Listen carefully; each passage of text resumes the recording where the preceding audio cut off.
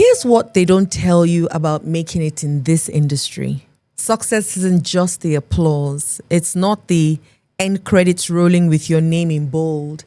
It's not even the paycheck, even though I think we still really need to talk about that paycheck. But, we'll talk about it later. Success is the moment you realize that you stopped shrinking, that you stopped making excuses to be smaller so that other people will feel comfortable. That you stopped apologizing for making up space or taking up space in rooms that maybe didn't have you in mind in the beginning.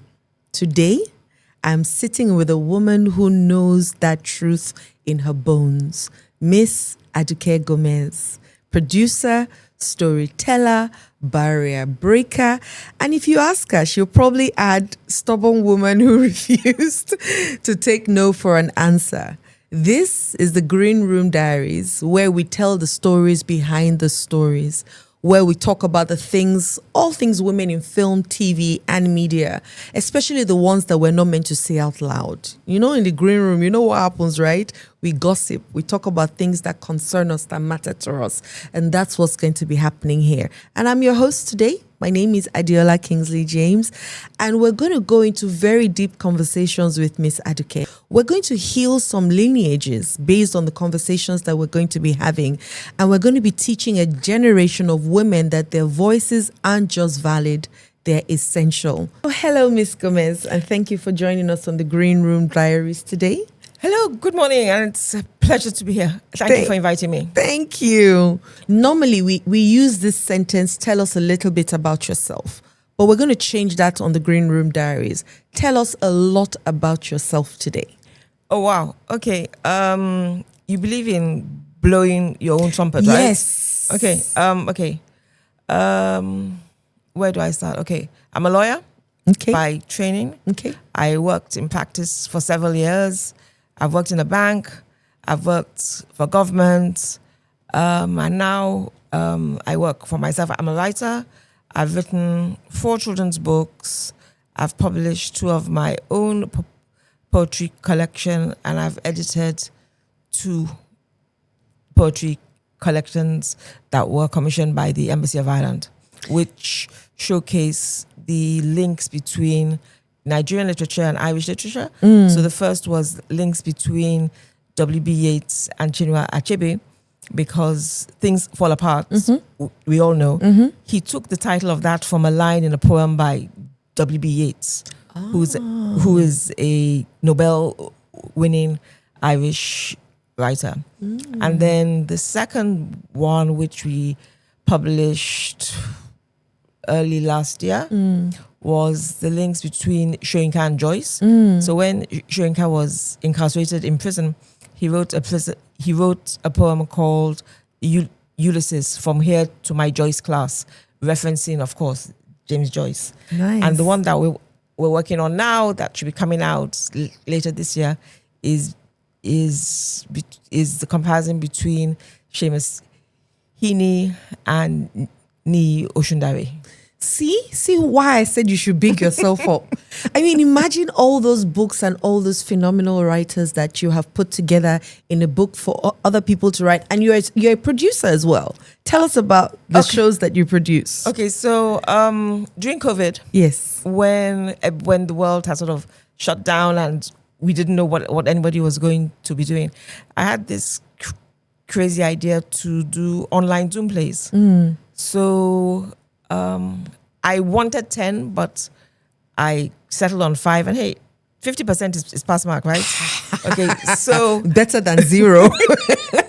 True. So what I did was I decided I'd have 10-minute plays, okay, and with 3 or less characters. And over the 5 plays, I think 4 of them had 3 characters each. 1 had 1 character, so it was like a monologue. And so 3 different sets of actors, 5 different sets of actors, 5 writers, 5 directors, and yeah, we did it. Wow. And how did that go? And how did the audience receive it? Because I've never heard of Zoom plays before. Okay, so how did that work? Okay, that sometimes when you have an idea that's like really just completely crazy, people will follow you in your craziness. Right. And the reason why I mentioned all this that I did is because everybody who participated did it pro bono. No, completely. The writers, the directors, Wow. the cast, everything. So I had this idea, and the first person I reached out to, because anybody who knows me knows I'm kind of analog. Okay. So I reached out to a friend of mine who's more techie. So he worked out all the techie Zoom things, okay? But I did all the Back end. Front end. Okay. Looking for the writers. There you go. Looking for the directors. Looking for the cast. Persuading them to take part. Pushing the director. Have you rehearsed? Have you rehearsed? In their different homes. Completely. So wow. the one that I would really like to focus on, because I actually think this one actually encapsulates what a when I say it, you can find the word for me. So I had a friend, an English friend, she and her husband used to live in Nigeria. Okay. And they went back to the UK like just before COVID. So about maybe October, just, in their thick of it. No, their contract had ended, and they were going back and everything. And while she was here, so her grandmother was Irish. My mother was Irish. Okay. So we used to talk about Irishy things, okay? And she always I like that, Irishy things. And she always used to talk about her grandmother and how her grandmother had left Ireland in the middle of the Second World War and moved to the UK. Okay. And how she wanted to write a book about her granny. And you must, And okay, when I get back to England, blah, blah, blah. So when I'm thinking of my project now, and we are now in COVID, everybody has shut down, and Zoom is now everybody's friend. So I'm thinking, okay, who can I bully to write the plays? Because that's the first thing, okay? Right. In this industry, story is where it starts. Yes. Okay? And we can talk about that and the importance of starting good from there. storytelling. Absolutely. Okay? If you don't have a good story, you can never have a good film. So I say, okay, right, Anna. So I call her up. I say, I want to play. She says, oh, and Anna is a journalist. Okay. So Anna says, but she's never written a play. I said, but you wanted to write a book. You've never written a book. And this is... Yes, you're beginning both of them anyways. Yes. And this is a 10-minute play, and it's 10 pages. Because a 10-minute play is averagely a minute on a page. Yes, absolutely. And I said, so if you who is an experienced journalist, which she is, you can knock out 10 pages. She says, okay, what's she going to write? But I said, write about when your granny comes to the England. UK, Yes. right? Says, okay. So she goes away, comes back with the play, and it's a great play. Okay? Oh, wow. And I read the play and I think, the problem with this play is that you can't blind cast it because it's very Irish. Right. Okay. I think, I don't know. I'm here in Lagos. And I needed a Nigerian director. Right. Because we have an Irish writer. Because I was also conscious I wanted the play to be very international. Right. Okay. And a lot of the other plays were as well. So I go online and I said, there must be one. I go online and I find a Nigerian director and who has got his PhD in Ireland and has taught in Trinity. Okay. So I said, okay, this is that's my man. Him, yes. Okay? See, you're not that analog as much as you thought you were. So, but I don't know him. Okay. Right, okay. But I'm analog, but Google is my good Your friend. Okay. Yes. So I realized, search, and I realized, okay, he and my publisher, he and I share the same publisher. Okay. So I said, okay, great. My publisher will know him, right? Yes, link. So I call up my publisher and say, this is what I want to do. Can I have his number? Please now. So Eventually, he gives me his number, and Bissy takes my call and we talk about it. So he says, okay, let him think about the play. Sent him the play, and he comes back, and I said, well, I don't know any Irish people, and as you have seen, so I said, okay, no, he'll you cast. deal with that. So the play is set in 1945, and the granny leaves Ireland in the middle of what turns out to be a night when Coventry, the city in the UK, is bombed. Right. Okay? Heavily bombed. Wow. So BC gets the actors. I've never met them. They did the play from their sitting rooms in Ireland. Wow. And he directed them on Zoom. It's on YouTube. I can let you have the link. That would be great. And what BC did, I think, was actually a stroke of genius. Because even though it was Zoom, with Ladia, my techie co-founder, it's filmed in black and white. So it looks like 1945. Yes. Wow. Well, no, couldn't be 1940. Yes. No, 1940. Okay. So, because it's the beginning of the Second World War.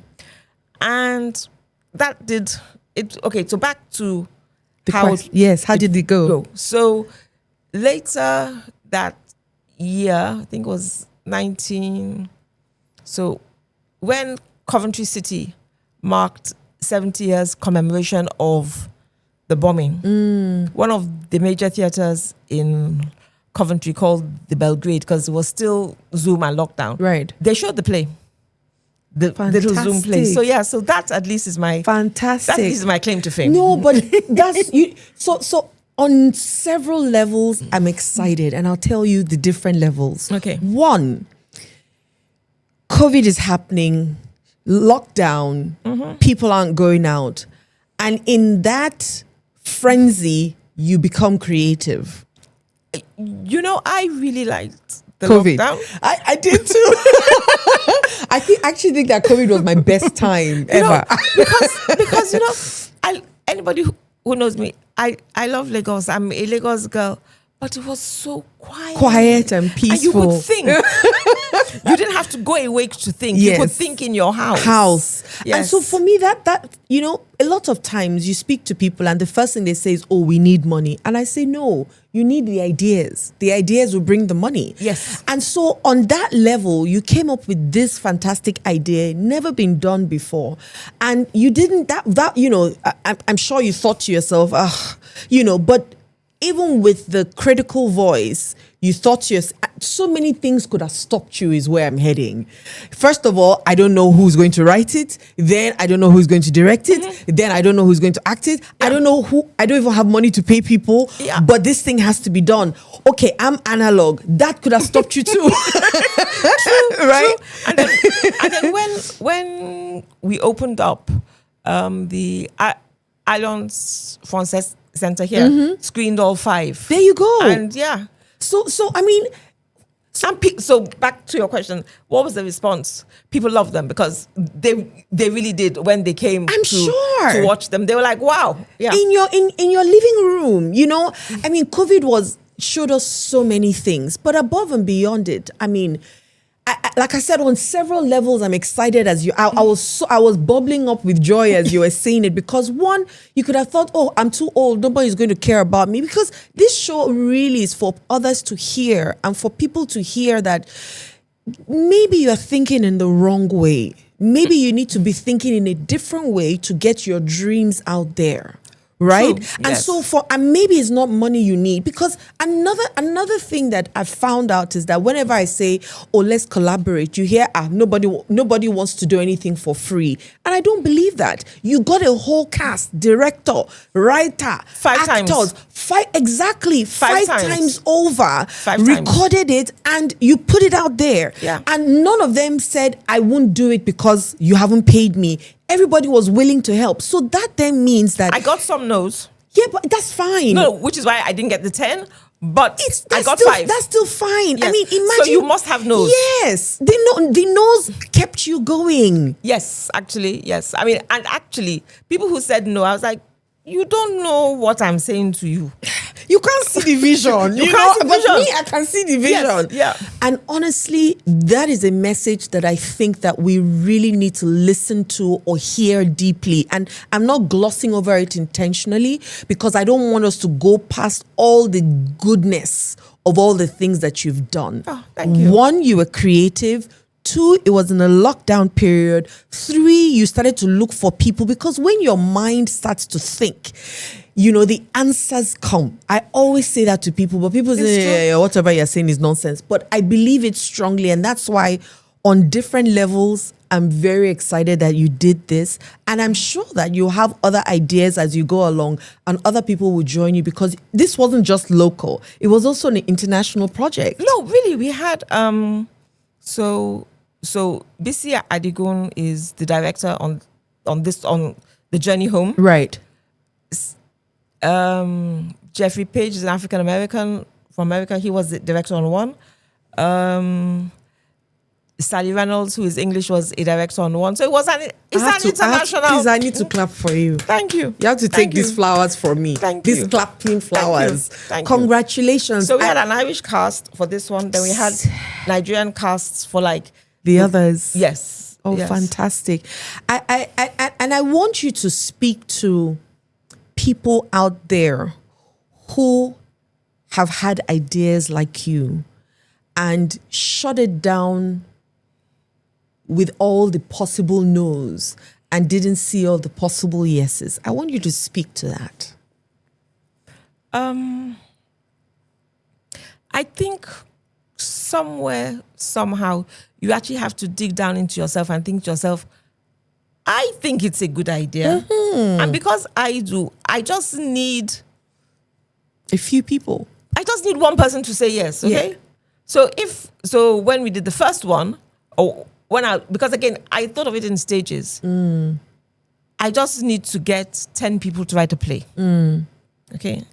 That's all I was looking for and first. And you broke it down in steps. Yes, because I couldn't do the thing without the play. Absolutely. So, nag. So, I actually did get 10 plays, but I didn't get them all produced. Okay. Because as the COVID was going on and life was opening up, you know what I mean? Yeah. People's distractions got busy. So, but yes, the first thing is I believe it. So, please write this play. I believe you can write the play. And a lot of the playwrights were also new to playwriting, not just Anna. See? A lot of them. And I was like, no, it's 10 minutes. How hard can 10 minutes be? How hard can 10 minutes be? Yes, how hard can it be? And so a lot of them as well, they would send in the drafts. I said, and then we'd work on the drafts. Back and forth until we were happy with the drafts. Yes.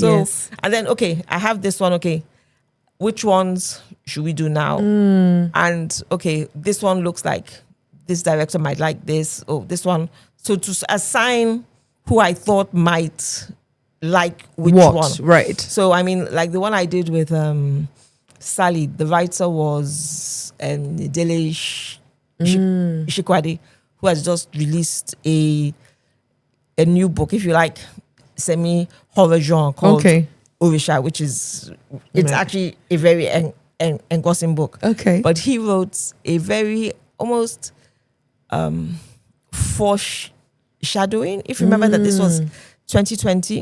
His play was about how a computer can actually be writing stories, and in the process there's like a murder. Okay. Yes. So all right. There's a little bit of some thriller and stuff going on there. But it was that thing of get the writers first. From there, get the directors because they can read the plays. So people like Sally Reynolds, like Jeffrey Page, like Bisi Adigun, who did the Irish one, to get them to agree to do the directing, to even write, read the play first. Right, Okay. Just read the play. See all the stages. Just read the play, see if you like it Please first. help me. help me. And I think actually it was fascinating to directors. The thought of, can I direct people who I don't see? Can I direct people who I will never meet? Yes. Oh, wow. Yes, no, never meet. Okay. Oh, wow. And so, like, for instance, with Jeffrey, who is in America, and the cast was here, again, there was the time difference. Absolutely. 6, sometimes 7 hours. Yes, exactly. So, how do you direct people who you're never, ever going to see and you may never meet? But yeah. No, that's, phenomenal. Thank you. Phenomenal. And I'm not glossing over it at all. We're going to sit here for a bit. Okay. And just celebrate it. I really celebrate you and honor you for having that courage and showing people like me that honestly anything is possible. Actually, yeah, I think it is. I think you actually just have to, the barrier is within yourself. Yes. Okay. So please say it louder. Let them hear the barrier is within yourself. So if you can believe, okay, lots of ideas are stupid. Okay. Yes, lots of the ideas you have yourself are stupid. But there may be one that you think yourself, yeah, it's stupid, but it can. Yes. So I don't particularly believe that any idea is stupid. I say that because choice of word, but some ideas that even you yourself you are having, Okude. And sometimes actually, I'm gonna take that back. Sometimes you have to look at yourself and say, no, it's a stupid idea. Yes. I don't think tell yourself the truth. I don't think you can tell somebody else their idea is stupid, but I think you can tell yourself your own idea is stupid. Yeah. And that is what I'm talking about when I say a stupid idea. Right. I can't look at myself now and think that I'm ever going to get in an astronaut and go to the moon. Why? No. I'm claustrophobic. Okay. What if we take that away? What if we take that fear away? No. I can't even just imagine it. I cannot. Yes. Okay. So I want us to go back a little bit to maybe somewhat beginning. Not the professional one, but let's go back to the moment before you had the language for what you wanted to do or be. I remember that I had a neighbor who used to fly. She used to travel all around the world. Okay. She was an air hostess. So I thought, I would like to travel around the world. So maybe air hostess is the one for me. Mm-hmm. But I'm not sure that dream lasted long because she was hardly at home too. Indeed. And her children kept on complaining, I never see my mom. So growing up, I felt very bad about not knowing what to do. Eventually, when I got into university, I started off doing computer science, realized I was going to fail, went back home and I asked my father if he wanted me to spend 4 years or 8 years in school. And my father said 4 years. So I said, I need to change my course. And he asked me to do what? I said, I don't know yet. Let me go and come back. Because I actually really, once again, didn't know. Eventually, I went and studied theater arts and blah, blah, blah. My story continued from there. So tell me your own story. So I wouldn't say I was good in that I was academic, not at all. Okay. But I read all the time. Okay. All the time. And your parents loved that? Yes and no, because I can remember once my mother shouted at me, why have you finished reading the book? I have to go and buy another one. I thought I was the only one that did that with my daughter. Yes, so I remember, and I'm like, okay. I remember it was because we used to go and buy, so on Saturdays in Kingsway. I know it's it's like it's gone past me like this, but it's okay. So Kingsway stores, those of us of a certain age will remember Kingsway stores, and they had a bookshop section. Okay, and so my mommy would deposit me there, and she'd go off and do the boring grocery shopping. Okay? Right, and I'd just be there reading the books, and then if I'd been good or maybe end of the month, if she had money, she'd buy me some. And I remember maybe it must have been the holidays or something. And I think, go and read the book. I've mommy, I'm bored. Go and read the books. I've finished. I remember saying, you finished them already? Because I was a fast reader too. Right. So So, if you were to ask me as a child, what are your hobbies? Truly reading. Right. And it just sounds like a boring kind of answer and like it's a lie because everybody says their hobby is Something reading. else. But no, my hobby was reading. Nice. I read everything back of the cornflakes packet upwards. Oh, Okay. wow. Yes. But isn't that what has also kind of helped you now? I suppose so, yes, because I mean, it means that I can talk about. Yeah, so many things. Yeah. And reading is actually, when I look back, is a very useful tool. Absolutely. Not for the reason you think. Okay, tell me. When you're a good child and you sit in the corner and read, adults forget about you. And they gossip what you are not supposed to hear. I definitely wasn't thinking that way. Yeah. Yes. And so they forget about you. And so you hear Things. so you pick up all kinds of things because they think you're in not the corner there. reading. A fly on the wall. Yeah. So it's a very useful skill. Oh my goodness, yeah, to gossip and eavesdrop. To eavesdrop, yes, exactly. Okay. So that's a byproduct because obviously the good thing is that is a good thing to read. Okay, don't let's take away from that. It's a good thing to read. It's a good thing to read. But I'm happy what you say about your daughter reading because one of my other passions actually is children's books. Because I don't believe that you can expect people to be adult readers if they have not read as a child. Absolutely. I mean, you are saying that you picked up as an adult. Yes. But other people never pick it up. Never. And something that also, and this I admit I didn't think of it. I read it in a book and I thought, oh yeah.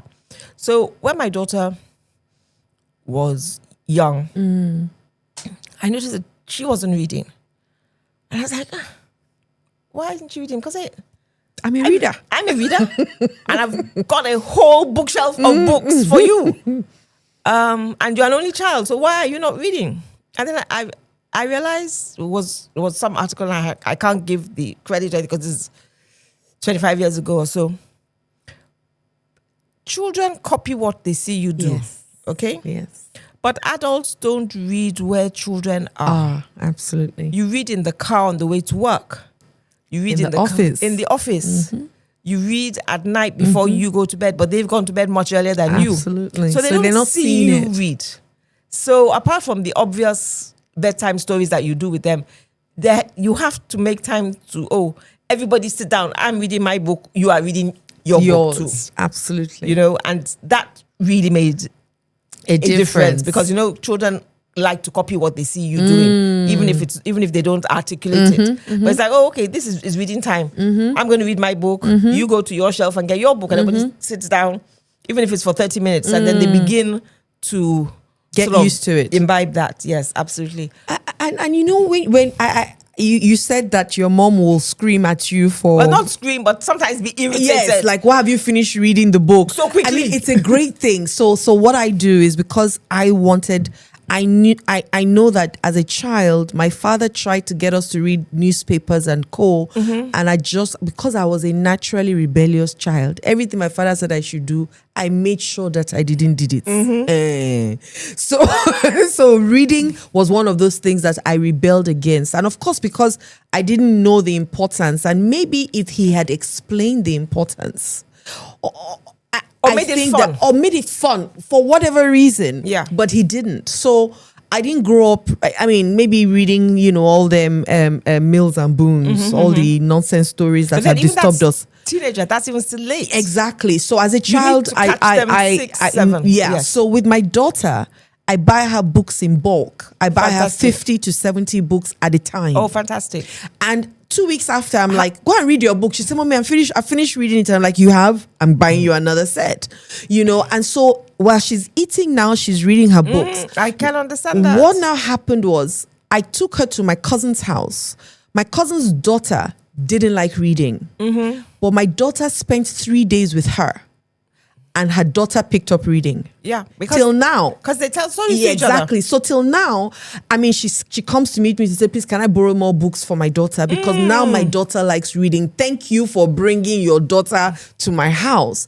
And for me, I had to do it because I only started reading in my old age. And in fact, I think I listen more to books than read books. So I do a lot of audiobooks. Okay. Sometimes I have the book in my hand, but I also do the listening to it as I'm reading it because it sticks doubly. Okay. But I realized how important it is for me to read because your vocabulary will create the words that you speak, and those words will create the world that you live in. I even think it goes further than that. Right. I think reading is really the only way where a child in Lagos can imagine what it's like to be a child in China. I hear you. Okay? And in a way that watching alone doesn't give you. Right. Because I'm reading alone is the only... Reading for me also is like a form of time travel. Right. You can't talk to dead people. Well, most people can't. But I like that. you can read Charles Dickens. Yes. You can read Shakespeare. Yes. You can read Chinua Achebe. Yes. And you are interfacing with their thoughts. Yes. With their thought processes. Yes. And so reading for me is a way of time travel. And how does that help you become a better writer? How does reading do that? I think that what are you going to copy? If you read sufficiently, you develop an understanding of what you like. Okay. Now, I'm quite a wide-ranging reader. You have told us already. Yes, but no. The point I was going to say is that so I don't discriminate between I don't want my child to read comics. Right. No, Read everything. reading comics is better than not reading. At all. Exactly. But like if comics are what you are reading, you get to know what are good comics. Right. Okay?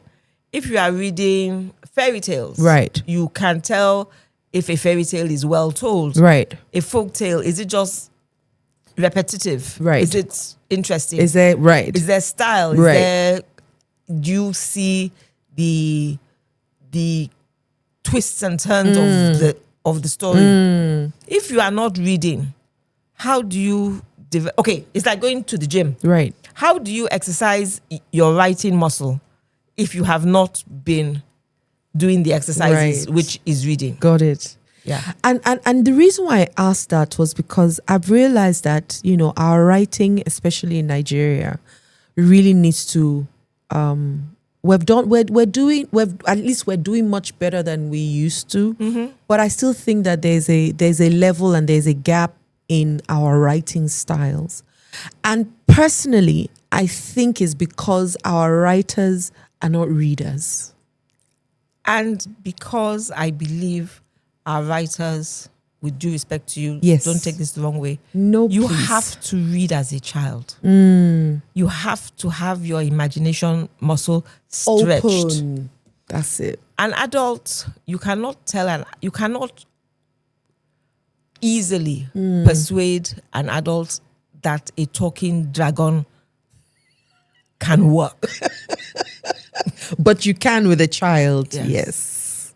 So we believe in fairy tales, Father Christmas, all those different things Yes, because their minds are still very and open it's a to possibility. it. Yes. Okay? Yes. Adults have been taught that life is not full of possibilities. Yeah. They've shut down a Yes. lot of our beliefs. Yes, Yeah. because experience has taught Yes. you. Yes. your- Yes. Your work colleagues have Yes. taught you. Your Your professor in school has husband, your wife. Yes, yeah. No. Life. Yes, Yeah. but as a child, you have to hold on to that aspect of imagination. And it's that aspect of what if, and is what if that makes the story. Yes. I like this sentence. Wouldn't it be nice if? Wouldn't it be nice Yes, if? yeah. Yes. And if you don't have that, what is around the corner? If I open the box they told me not to open, what is going to be in there? Yes. So curiosity. Yes. And it's a muscle that has to be exercised in children. Yes. And something that is modern world, our many children don't have adventures. We don't even have parks. We don't have places to go to. Yes, but adventures. Okay, even we tend to, at least, and of a certain demographic, in a way, have made our children's lives more Caged. contained. Yeah. Okay. Yeah. They can't walk to their friend's house Yeah. By themselves. by themselves. Driver and nanny. Yes, take must them. follow. Yeah. And you'd have planned. Can they come? Yes. It's not Spontaneous. It's not spontaneous. Yeah. It's not, hello, can we go out? Yeah. Okay. Yeah. And sometimes as well, we don't even sometimes take children on what we think are mundane things because we don't want them to be a burden. Like, oh, I'm going grocery shopping. You leave the child at home. Because you don't want the stress of a child disturbing you. Yes. That I want biscuits, I want ice cream. Yeah. Right. But how's the child going to learn about grocery shopping? Yeah. You can't just wake up at 18 and be in the grocery shop Yeah. for the first time. Yeah. You should have Yeah. known from 4, 5 and It's a learned how to muscle. behave. Yeah. Don't take your children out to eat. Yeah. How would they know? How would they know? Yeah. So those kind of things we have to be more intentional in parenting. Yeah. And if you are not taking the children out, okay, fine, at least they can read about in books. Yeah. Buy them books. Buy them books. Yeah. Yes. Yeah. And just introduce them even in a city that doesn't have perhaps As sufficient, much. Yeah. you can still make life exciting for them. Absolutely.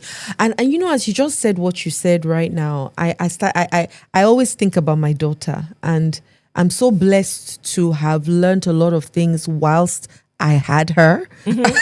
Because at the beginning it was I didn't know what to do with her. But I'm so grateful that I started to go to school to learn how to be a mother. Okay. Yeah, because I think it's one of the things that we go to school to be everything else, but we never go to school to be mothers or go to school to be wives. And we think we're going to do well at it, right? And then we beat ourselves over it for beat not them. doing well. Or beat them. And no, that's for sure. If you're beating yourself, you're definitely beating. This is true. This is true. This is true. Right, because you do what you do unto others, what you do to yourself. So with her, she's watching YouTube, she's seeing Starbucks, she's seeing all these places, and I say to her, write them all down. In fact, we used to do imaginative exercises. Okay. We go into the shower, put on the shower, and then imagine we're at the beach, and I'm saying, so what are we doing at the beach? Who's there with us? And so she starts to create these big stories, and I'm thinking, where did she get all this vocabulary from? But it's from the things she's reading, from her mind. And then she goes, Mommy, when we go to France, can I please go to this place? And so I say to her, get out a notebook and write down all the places you want to visit And when we plan. travel. Yes. And let's plan it. And so that's what we started doing. So now she's like, Mommy, when I go to Starbucks, I'm going to have this drink and then this So drink. cute. And Mommy, I'm going to taste this.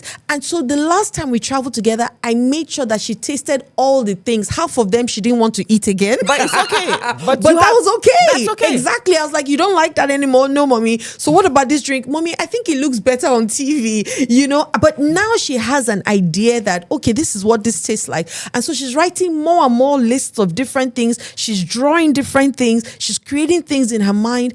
And those are things that on a normal day, my mother didn't have time for. She had 4 of us.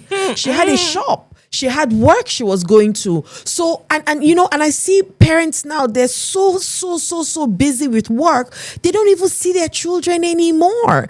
And it's tough. So let's talk about that. The thing about children, because when I had my daughter, I was working in a bank. Okay. So, Mornings and nights. But children, quality sometimes is better than quantity. Absolutely. Because to be quite... Absolutely. That's my preaching word. To be honest, you can be in the house with a child from morning to night and not interact with the child. 100%. So your body is there, but your spirit is not there. Yeah. I'm doing the housework. Yes. I'm doing the cooking. Yes. Emails. Oh, you just sit and watch TV. So is that you being there physically doing that? Yeah. Compared to, okay, on a Saturday afternoon, you and I from 2 to 6. Yes. You and I. Yes, we'll play games. play games, To cook. go to NCF, go to that's the Lekki Conservation Center, go to the beach, go to Apapa Amusement Club. Take a stroll. Take a stroll. Yes. For 4 hours, go to the supermarket. Yes. Go out to eat. That 4 hours of concentrated just Time. you and me Yeah. is actually better Yeah. than you being in the house for 7 days a week and you're not no interacting with the child anyway. Absolutely. Yes. So I'm very big on that, especially for women in the creative industry. I understand that we've got to work, and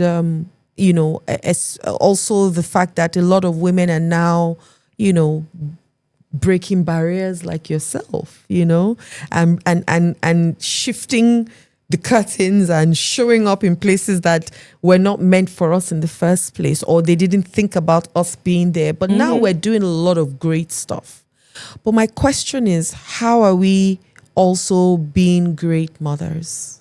And also great wives, without it seeming like, I'm saying a woman is meant to be subservient and all those things. But I'm saying, how do you even become a great human being?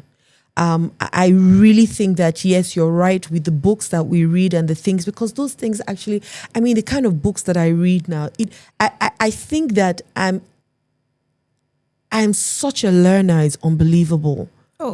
And that's a very important thing. Oh my goodness. Every day is a school day. Yeah, like if I don't know anything, I'll tell you. Like when you said you can't be an astronaut, I always will add yet to it. Okay, because fair. Trust me, Fair. I just need to decide. I will go back and come back an astronaut. Fair enough. Okay. If that is what I really want to do, because I want to be excellent at everything that I do, no matter what. So I'm happy to go to school for it, pay somebody, and maybe not university, because I think that that is another conversation.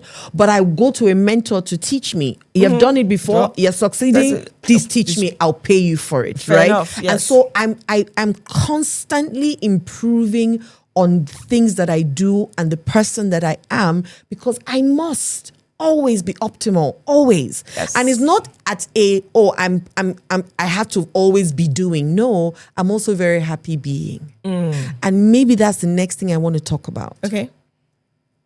Just by being a woman. And as a creative woman in all your processes, what are the things that you've done to, first of all, do you even agree with everything that I've said? Let's start from there. Okay. I think that particularly I think in Africa, I think women have been given a short shrift, because African women have always worked. However, during the colonial times, the colonials came with their Victorian ideals of women don't work. Yes. And men do the work. Men do the Hard work. lifting. Yes. And education for girls was directed at them not working. Right. Okay?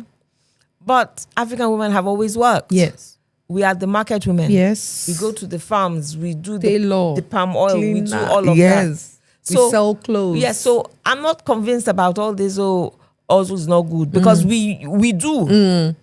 But I think we've been tried to be convinced that we shouldn't be working, or that we are just being allowed to work. No, we always worked. We've always worked. We've always worked. And in traditional polygamous homes, the women would work for their own children and pay their school fees. Right. Whilst the man is marrying more wives. That's it. So we've always worked. So I'm not convinced about, we shouldn't be. We should work as hard as we can and not be apologetic for it at all. Right.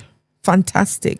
And I like that you said that, because, I think somehow we like to be victims as women, because we're entitled. I was running away from using that word, but I'm happy you used it. Let's be honest, right? I think that there's a place for us to really show up with our completeness, right? Because how can you expect to get the same rewards if you're not doing the same work?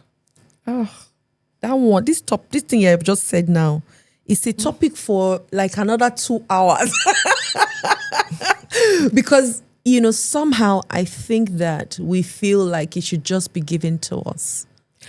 And what thing that women do, and I apologize to anybody who's listening and, argue with me, women, many women, at least of my age, don't really talk about work with each other. Right. Let's talk about that. Okay? Yes. So you talk about children, family, gossip. It need not be harmful gossip. I mean, can we talk about, things in the newspaper? Right. Kind of gossip, you know what I mean? The government. Yes, but not work. Okay, this is what I'm doing. What are you doing? Right. Okay? I'm like really, a couple of my friends and myself are kind of envious of my daughter and her friends who have an accountability club. They meet once a month and they hold each other accountable. Fantastic. This is what I'm doing at work. Yes. What are you doing? And Yes. they don't allow any of us old people to come. It's only them. Love it. Yes. And it's something That's I'm really so beautiful. proud of them.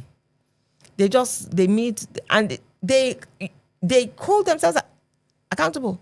If my daughter doesn't go to the gym when she has said she would, she has to pay them. Fantastic.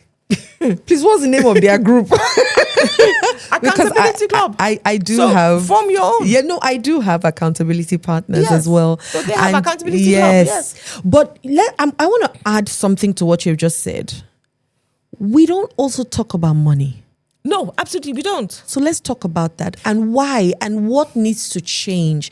Because you find men say, oh, they gave me, this is how much we're doing. But why do we hide money? I don't know. So you never know how well or badly you're doing. Yes. Because there's nothing to benchmark yourself against. Yes. Oh, am I being paid well? Am I being cheated? You don't know. Because I listened to a young actor who was talking about how she was the lead female in the role, and the guy was the lead male, and he was paid in thousands of dollars. She was paid maybe 500,000 naira, or after she maybe made a little bit of a fuss, 700,000 naira. But because she had a conversation with the guy, she said to him, "This is what they're paying me." The guy flipped and said, "What? How can they be paying you that? See what they're paying me." And the guy went ahead to go and meet the producer to say, how can you be paying this girl this? Now, yes, they didn't eventually mark up her pay to his pay, but they gave her a little bit more money. Now, we don't do that with ourselves. We don't say, how much did they pay you? This is what they're paying me. No, and we let's don't. go. So what do you think the mindset is behind that? And not talking about being able to openly talk about our pay and also openly say, this is our, like the accountability group, openly say, we're not going to go below this. Because we're not supposed to be working. So they're doing you a favor.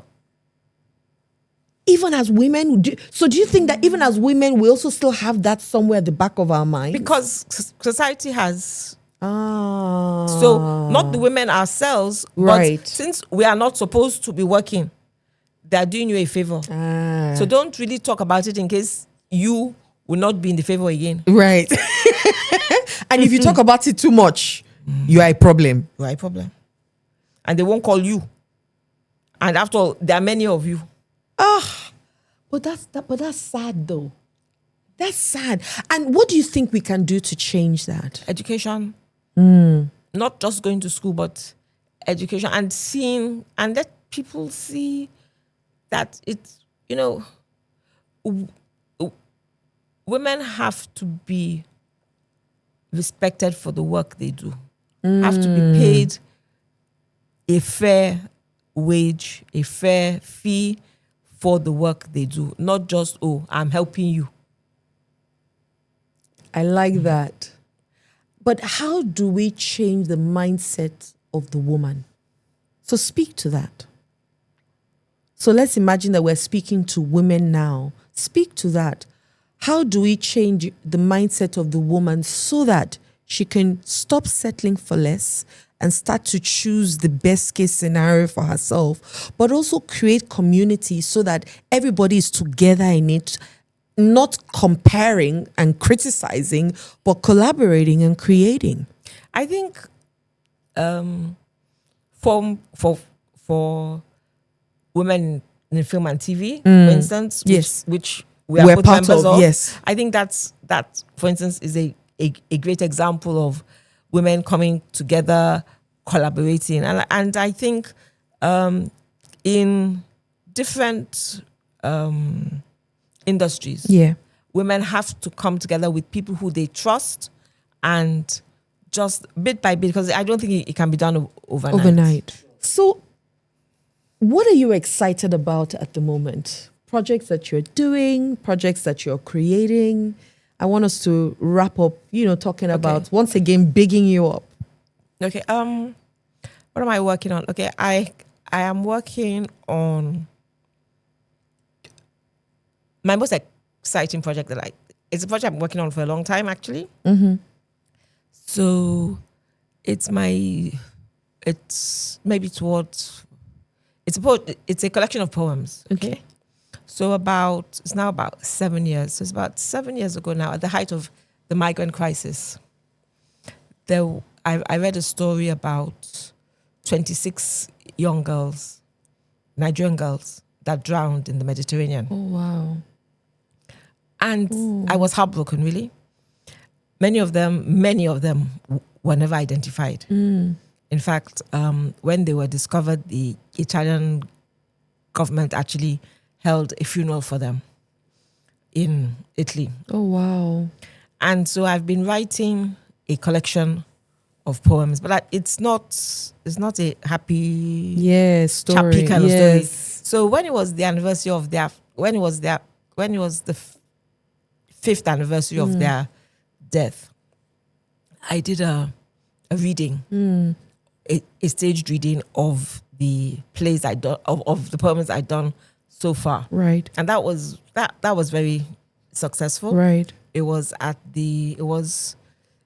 there were 2 episodes, it held twice. Okay. So once at Oniko House, which belongs to Love in Lagos, and once at Freedom Park as part of the Fringe Festival. And both times it was very well attended, accepted, and well received. Right. People were crying. Oh, wow. I was like, wow, okay. You don't really... Triggered. Yes. So I want to finish that. Okay. Fantastic. Yes. And then have a proper production of that. Okay. So that's something that I'm working on. I mentioned I'm working on the 3rd edition of the poetry book collection commissioned by the Embassy of Ireland, which features Hini and Oshundare, and like the previous 2, 5 contemporary Irish poets and 5 contemporary Nigerian poets responding to Hini and work of Hini and Oshundare. So I'm working on that. So I'm excited about that too. Great. I'm really excited for you, ma'am. Oh, thank you. I'm happy that we had this conversation. I mean, I think I've even gotten to know you a lot more. I really, really am proud of you. And I thank you so much for your courage, for your story, for your honesty, and for your beautiful smile. Thank you very much. Yes. And to all those who are listening to us today, I want you to know that your story is valid, and you're not alone. And we're here for you. This project was created by the FWIFT organization, which is a forum of women in film and TV and other screen media. The whole idea for us, honestly, is to showcase the greatness that we are and we carry, is to also tell our stories and show ourselves as the big, show the strength that we all carry individually, but also collectively. So I want to say it again. You're not alone. If you've got a story to tell, call us and so that we can bring you on the show. And as long as you are in the industry, in the creative industry, I know you have something to share. And so we'll be reaching out to every woman out there, because it's for women, in women, for women, by women, through women. Is there any other one? Okay, no, I think that's where it ends. Okay. So have a wonderful day, everyone. And thank you for spending time with us. God bless you.